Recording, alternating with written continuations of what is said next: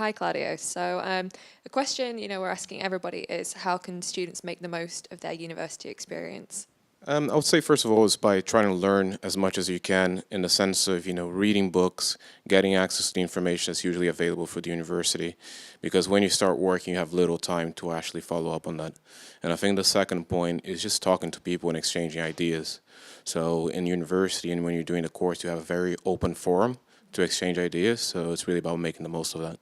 Speaking of university, making the most of it, you have a BA and a master's. You studied in Brazil and Liverpool. But is there anything that you wish you'd done as an undergraduate or achieved that you didn't? I have two BAs, but I have two BAs and one MBA. So I did a university in Canada, then I did a university in Brazil, and then I did an MBA in England. Um, and I think the thing I don't regret is balancing the student life with with the actual academic life. I think that's important because once again, those are the years to enjoy. But I think one thing that I wish I would have done more is the getting up to speed in some of the industries that I would want to learn about. So I think when you're a student, you're still trying to figure out sometimes what you want to do. And I think the sooner you start getting ideas, you can research on it and it'll help you get a bit more clarity. And you mentioned, that work-life balance, is pretty elusive. How do you think students can go about achieving that? I think to be honest, it depends on person by person, right? So each person I think has one style. Some people are very good at keeping a rhythm of keeping up to speed with their work, etc. And some people leave it to the last night, and that's the way that they work. I think as long as you have the responsibility to follow up on the tasks that you need to do, I think that responsibility you carry that on to your professional life as well. So I think that's the most important thing to stay strong on.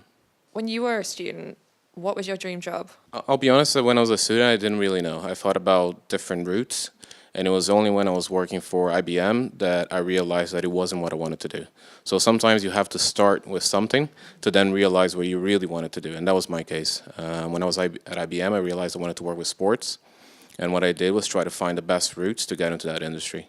Through courses, for different people that I could contact, etc. So that was at least what worked for me. So making the transition into sports, what difficulties did you face in that transition and climbing the career ladder to, work for an international brand? I think in my first roles, one of my first roles, probably I would say 12 years ago, when I was still with Manchester City. Sometimes about trying too hard, where you really want to make your work and you really want to drive your career. So sometimes you push yourself a little bit too much. And I think one of the learnings I had is sometimes you shouldn't take yourself too seriously, right? You need to be professional, you need to be responsible, but that doesn't mean that you as a character and as a personality need to kind of have that built into yourself. You can still have good relationships at work, you can still have a good balance, and you can still take yourself not too seriously. So you obviously realised what it was that you wanted to do, but what would you say to students that are sort of lacking direction and vision for the future, and it's quite scary for them? Yeah, but I think the interesting thing that what I do is not sports. What I do is digital marketing. But I knew what I was interested in, and I think that was the first step. So if you know that you're interested in cooking or you're interested in fashion, there's so many different strands that you can get into the industry. So you can, in case of sports, you can work with law, you can work with finance. So I think it's about figuring out what you're passionate about, but also where you're good at.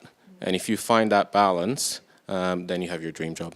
In such a competitive job market for graduates, what do you think they can be doing whilst they're still at university to sort of prepare and get a head start in their career? I think one thing is definitely reading. I have, when I spoke to a lot of students in sports business, and I was asking, what are you guys reading? How are you keeping up to not just the knowledge but the trends? And they would tell me, I'm reading the back page of the sports newspaper. And I said, you got to read the concrete and have the foundation, because when you actually get to work, of course, a lot of the stuff you're going to learn is not going to put into practice. But if you have that foundation, you're going to be able to hit the ground running once you start a lot easier. So I think that's one point.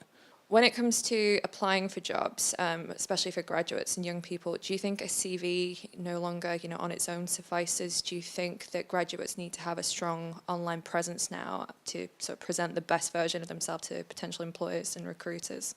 Yeah, I mean, I think nowadays the access to information is so easy. There's so many courses online, offline that you can do. So the level of play is becoming a lot more balanced, right? It's a lot more competitive. And I think what organizations are looking for nowadays is not just the skills and the knowledge, but also the profile, right? The cultural fit. And I think having an online presence will sometimes give a recruiter a sense of what that profile is and if the person is the right person for the job.